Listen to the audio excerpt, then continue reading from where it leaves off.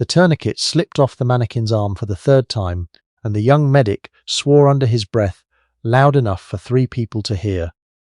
Nobody laughed. It was too early in the morning for that, and the annual Mid-Atlantic Tactical Emergency Medical Skills competition at the Virginia Army National Guard Training Center in Staunton hadn't officially started yet.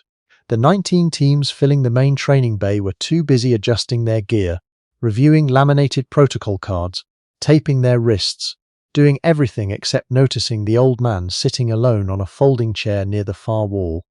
He had arrived before the registration desk even opened, a white-haired man, maybe 75 or 76, wearing a faded blue windbreaker that had seen better decades and a pair of work boots with Virginia clay still caked in the treads. He carried nothing with him. No bag, no case, no coffee. He'd simply told the young volunteer at the door that he was there to watch, and she had let him in without a second thought, which was the easiest decision she would make all day. His name was Howard Elias Compton. Nobody in that building knew that. Nobody asked. He found his chair and settled into it with the careful deliberateness of a man whose knees had their own opinions about things. His hands rested on his thighs. His eyes tracked every movement in the room. The team from Northern Virginia unboxing their custom tactical kits, the group from Fort Bragg laughing too loudly about something, the kid near the door still fighting that tourniquet, and his expression was the same the entire time, quiet, attentive, and carrying a kind of sadness that had nothing to do with the morning and everything to do with years. Ryan Cassidy, the competition director, spotted him during a sweep of the bay and frowned slightly. Cassidy was 44, a former EMT who now ran training programs for 3 counties and had organized this competition for 6 years. He prided himself on knowing who was supposed to be where.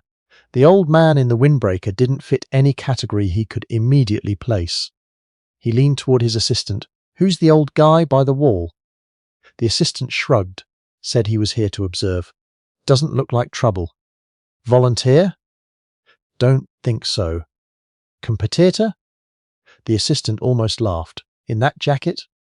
Cassidy decided the old man was probably someone's grandfather, a retiree with a loose connection to the guard unit, looking for a way to spend a Saturday around people who still did the work he used to care about. As long as he stayed out of the lanes, Cassidy didn't care. He turned back to his clipboard and forgot about Howard Elias Compton entirely. The competitors didn't forget him exactly. They just never registered him as anything worth remembering. He was scenery, background, the kind of person who exists in the peripheral vision of young, confident people who are entirely focused on themselves. When teams walked past his chair to access the equipment staging area, they moved around him without eye contact, the way people navigate around a piece of furniture that isn't quite in the way. But Howard Elias Compton watched them all. He watched a team from a Maryland fire department set up their IV lines with fingers that were fast but imprecise. He watched a young medic candidate run through a tourniquet drill and apply it 2 centimeters too high. He watched the kid near the door finally get his tourniquet seated, and then over-tighten it by a full half-turn, which would have caused compartment syndrome in a real patient within the hour. He said nothing to any of them. He simply observed, and if the sadness in his expression deepened as the morning wore on, nobody was close enough to notice. The trouble started, as it often does, with boredom and a bad idea. Jake Tilson and Brett Harmon had been teammates for 2 years on the competition circuit, and they had developed the particular confidence of men who are very good at one thing and have begun confusing that with being good at everything. Tilson was 25, a paramedic with a DC area department, a social media following, and a custom-built trauma kit that cost more than some people's rent. Harmon was 27, a former Special Forces medic candidate who carried himself like someone who had finished the Q course, even though he hadn't. They noticed the old man around 9 in the morning when Tilson was restocking his bag near the equipment staging area, and looked up to find Compton watching him. "Can I help you with something?" Tilson said, in the tone of someone who doesn't actually want to help. The old man shook his head slowly, just watching. Tilson looked at Harmon. Harmon looked at the old man's windbreaker, his muddy work boots, his empty hands. Something passed between the 2 young men, a calculation that took less than a second. "You ever do any medical work?" Harmon asked. "Some," Compton said. "Military?" a while back. Tilson had already turned toward the discard bin along the wall, the pile of equipment flagged for disposal. A trauma bag sat on top, battered and unzipped, its contents half spilled and clearly wrong. It had been pulled from rotation that morning. The tourniquet's windlass mechanism was cracked. 2 pressure bandages were 3 years expired and stiff as cardboard. The chest seal had lost all its adhesive, and the hemostatic gauze inside was twisted into a knot that someone had apparently given up trying to fix. It was the kind of bag that should have been thrown away 6 months ago, and somehow wasn't. Tilson picked it up and walked over to Compton's chair. "Hey," he said, holding the bag out with barely a smile. "We've got a defective kit here that nobody can get sorted. Since you're just watching anyway, think you might be able to help us out? Get it squared away?" He glanced back at Harmon, who was studying the ceiling with the careful disinterest of someone trying not to laugh. Howard Elias Compton looked at the bag. He looked at Tilson's face. He looked at the bag again. Then he took it. He didn't say anything. He didn't react to the chuckling that drifted back as the 2 young men moved away. He set the bag across his knees, unzipped it the rest of the way, and began to work through the contents with the same attention he had given everything else that morning. What happened next was quiet and unremarkable to look at, but within 90 seconds, 3 people near the staging area had stopped what they were doing to watch. Compton's hands moved with an economy that is impossible to fake. He didn't search through the bag. His fingers found each component as though they already knew where it was. He pulled the cracked tourniquet out, examined the windlass housing, made a single precise adjustment with his thumbnail, tested the mechanism twice against his own wrist, and set it aside. Functional. He took the 2 expired pressure bandages and did something unexpected. He didn't try to restore them. He separated the packaging along the seam, reconstructed the pad configuration by hand, and repacked them in a way that restored adequate compression without the compromised adhesive becoming a factor. The technique was unusual. It was also exactly correct. He found the hemostatic gauze, worked the knot loose with 2 fingers in under 30 seconds, not by pulling, but by reading the twist and reversing it, and re-rolled it to a deployable state. The chest seal he set aside last. He looked at it, turned it over, then reached into his windbreaker pocket and produced nothing more than a strip of athletic tape, the kind that cost $2 at any drugstore. He fashioned a working adhesive border for the seal in under a minute that would have held under arterial pressure. He zipped the bag closed. He set it on the floor beside his chair. He put his hands back on his thighs. The 3 people who had stopped to watch were now 9, then 15. Tilson and Harmon had drifted back without quite realizing they had done so, and they were standing 18 feet away with their arms crossed and their expressions changed. Not laughing anymore, not entirely sure what they had just witnessed. Ryan Cassidy pushed through the small crowd that had formed. "What's going on over here?" Nobody seemed to know how to describe it. Cassidy looked at the bag on the floor, then at the old man in the windbreaker. "Sir," he said carefully, "did you just work on that kit?" "You had a few problems with it," Compton said. "Should be serviceable now." Cassidy bent and picked up the bag. He unzipped it, pulled out the tourniquet, worked the windlass. It moved smoothly. He checked the bandages, the gauze. He held up the chest seal and looked at the tape work along the edge with the expression of someone doing a math problem they couldn't quite solve. "This was in the disposal bin," Cassidy said. "I know. We had 3 people look at that tourniquet this morning." Compton said nothing. Cassidy stood. The small crowd around them had grown larger, and the ambient noise of the training bay had dropped.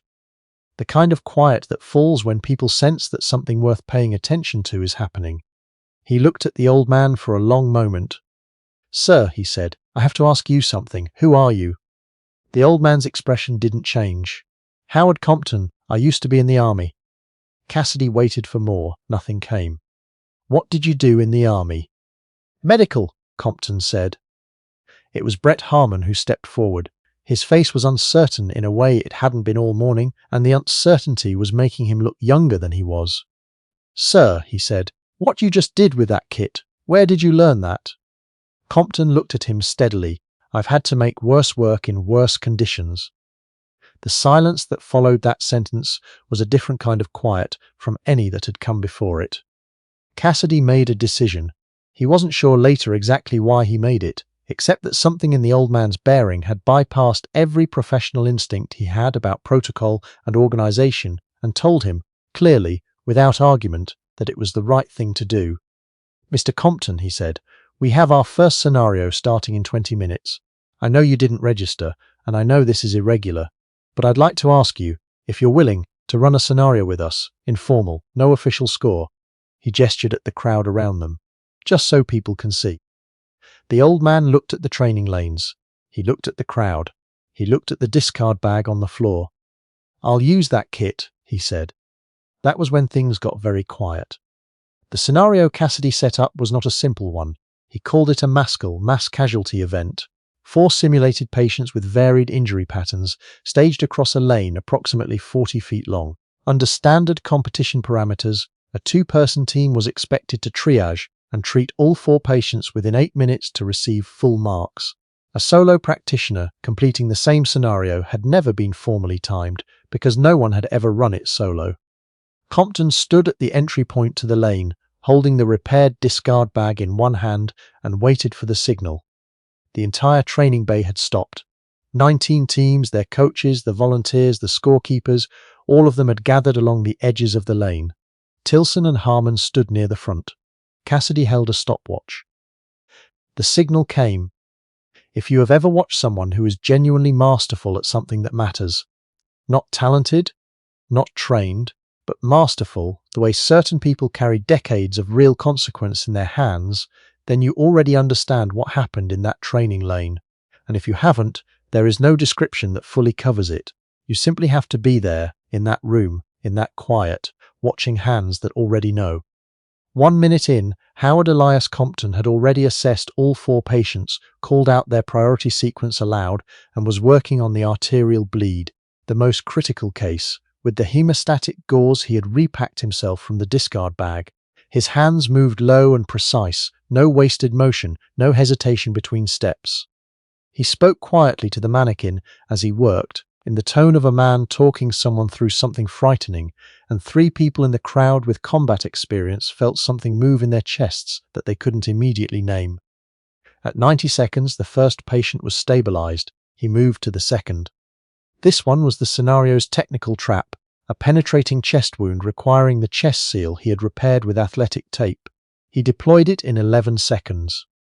The crowd made a sound that wasn't quite a sound, just a collective shift in breathing. He did something then that wasn't in any version of the protocol card. After sealing the wound, he repositioned the mannequin's upper body by 3 degrees and used the back of his own fist as a temporary support wedge under the shoulder. A field improvisation that prevented tension, pneumothorax progression during transport, a technique developed not in a classroom, but somewhere loud and desperate and dark, in a moment when the textbook was somewhere else, and people were dying, and the only resource available was 30 years of accumulated knowledge living in the hands of one man. Nobody in the room recognized it, but 2 people recorded it on their phones and would spend the next week trying to find it documented somewhere. And eventually they would. At 2 minutes and 40 seconds, patients 3 and 4 were handled. The tourniquet, the one he had repaired with his thumbnail, applied correctly, at the correct level, with the correct tightness. A pressure bandage deployed in a way that accounted for the compromised packaging. He stood. He turned to face Cassidy. "4 stable," he said. Cassidy clicked the stopwatch and stared at it. 2 minutes and 57 seconds, he said, to no one in particular and to everyone present. The training bay was completely silent. Then someone started clapping, and it spread the way these things do, not politely, but with genuine force, the kind that comes from watching something that resets your understanding of what's possible. Ryan Cassidy walked to the edge of the lane. His voice was steady, but only barely. "Mr. Compton," he said, "the record for this scenario, for a 2-person team in full competition, is 4 minutes and 11 seconds. You just ran it alone in under 3 minutes with a kit that was in the disposal bin this morning." He stopped. "I have to ask, who did you study under?" Howard Elias Compton looked at him. "Nobody," he said. "I wrote the manual." The silence that followed was the longest of the morning. It was a man in his 50s at the back of the crowd, a competitor from Fort Sam Houston who had been standing very still for the last 3 minutes, who reacted first. He went pale, not figuratively. The colour actually left his face, and the people around him noticed and stepped aside to let him through. He pushed forward until he was close enough to see Compton clearly, and then he stopped. "Howard Compton," He said, not a question. The old man turned to look at him. Master Sergeant Howard Elias Compton, 18th Delta, 3rd 75th Special Forces Group. A woman near the front said quietly, "Oh my God." Cassidy's clipboard fell from his hands. He didn't pick it up.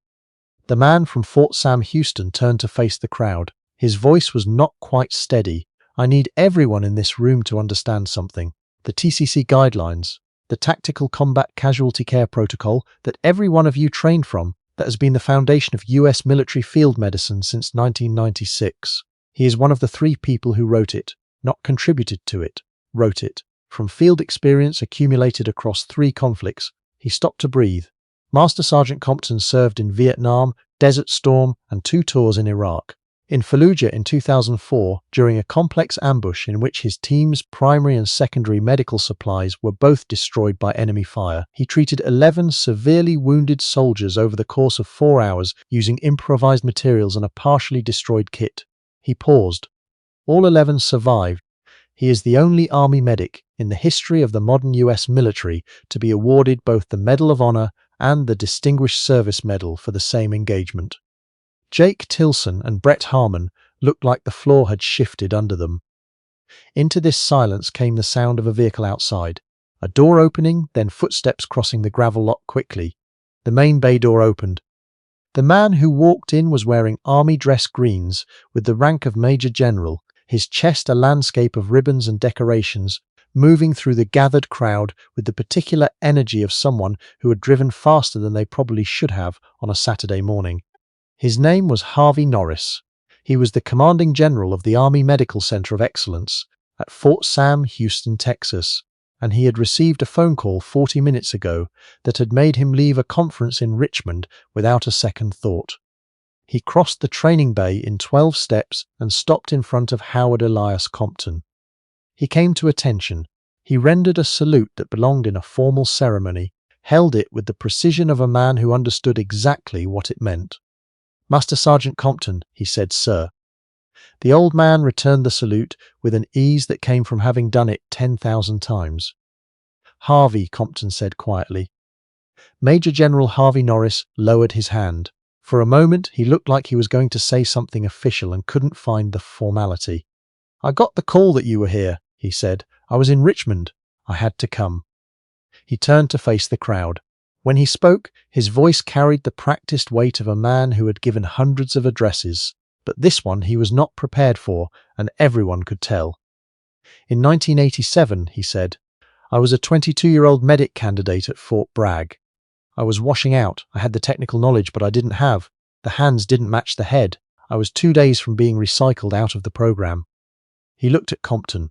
"Master Sergeant Compton found me in the motor pool at 2 in the morning, sitting on a bumper, trying to figure out what to do with myself. He sat down next to me and spent 3 hours going through every mistake I'd made that week and showing me exactly how to correct each one. He had no obligation to be there. He didn't know me. He came." Norris stopped. "He told me that the knowledge wasn't the hard part. The hard part was trusting your hands when everything is loud and nothing is working. He said if I kept practicing until the knowledge lived in my hands instead of just in my head, I'd be all right." He paused. I have thought about that sentence in every difficult moment of my career for 38 years. Jake Tilson stepped forward. His voice when it came was not the voice he'd been using all morning. It was smaller and more honest. "Sir," he said, looking at Compton, "we handed you that bag as a joke." "I handed you that bag as a joke?" He stopped. Whatever the complete explanation was, he couldn't find the words for it, and the space where the words should have been said more than the words would have anyway.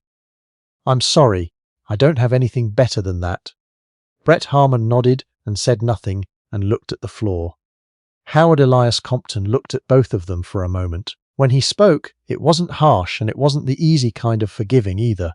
It was more useful than both. "You saw an old man in a worn-out jacket," he said, "and you decided that what you saw was the whole story. That's a natural mistake to make." He looked at the repaired trauma bag on the floor. "But it's a dangerous one, and not just in here. In the field, the person working next to you might be 22 years old and know something that keeps you alive. The person on the ground in front of you might need you to get everything exactly right, regardless of who they look like or how they got there. You don't get to decide whether someone is worth your full attention based on what they're wearing. You just do the work." He picked up the bag. "Now, are we going to run this competition or not?" Ryan Cassidy laughed, not from humor exactly, but from the release of something he hadn't realized he was holding, and said yes.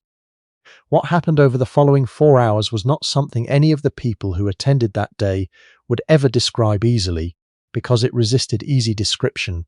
Howard Elias Compton competed in the full tournament, open division, under standard rules, with the repaired discard bag as his only equipment. He ran every scenario with the same economy of motion, the same quiet voice speaking to the simulated patients, the same absolute certainty in his hands. His times were not just fast, they were instructive. You could watch him work and come away knowing something you hadn't known before. Several competitors stopped thinking about their own scores entirely and just watched, because watching was worth more than competing. Between scenarios, people lined up. Not for photographs, not for autographs, for real questions, the kind that come from practitioners who want to be better at something that matters. Compton answered each one without impatience, with specific detail, with the patience of a man who has spent his entire life believing that the knowledge is more important than the person carrying it. Tilson and Harmon were the last two in line. Compton spoke with them longer than he spoke with anyone else. Nobody heard the specifics, but Harmon was taking notes on his phone, and Tilson had the expression of someone who has just understood that he is much earlier in his education than he thought, which is not a comfortable feeling, and it is exactly the right one to have. When the final scores were announced, and Howard Elias Compton was declared the Open Division champion by a margin that made the second-place finisher shake his head slowly at the number, the applause was not polite. It was the kind that comes from people who mean it. Compton accepted the trophy with a nod, shook Cassidy's hand, and made no speech. Major General Norris caught him in the parking lot as he was unlocking his truck, a 2003 Ford with a cracked passenger side mirror. "The medical center is putting together a symposium in December," Norris said. "Advanced trauma care in austere environments. We'd like you to come and speak. We want to name the keynote session after the guidelines you helped write." The old man looked at his truck for a moment, then at the Major General. "Send me the details," he said. "I'll be there." He drove away with the Lucite trophy on the passenger seat and the repaired trauma bag on the floor of the cab, Virginia Clay still on his work boots. Ryan Cassidy kept the discard bag. He had it cleaned and mounted in a shadow box on the wall outside the main training bay, along with the strip of athletic tape and a small card that read, "Declared non-functional, 7:15 a.m., return to service, 7:48 a.m. by Master Sergeant Howard Elias Compton, Retty Medal of Honor, 18D, United States Army Special Forces." A reminder that the hands matter more than the equipment, and the person matters more than the appearance. Every class that trained in that building after that day walked past it on the way in. Most of them stopped to read it. Some understood it immediately. Some needed a few years of hard work before they did. But the ones who truly understood it carried it into every difficult moment they ever faced after that. And that is how knowledge like Howard Elias Compton's travels. Not in manuals, not in ceremonies, but in the hands of people who learned it from someone who already had it in theirs, passed forward, like something that was never meant to stop.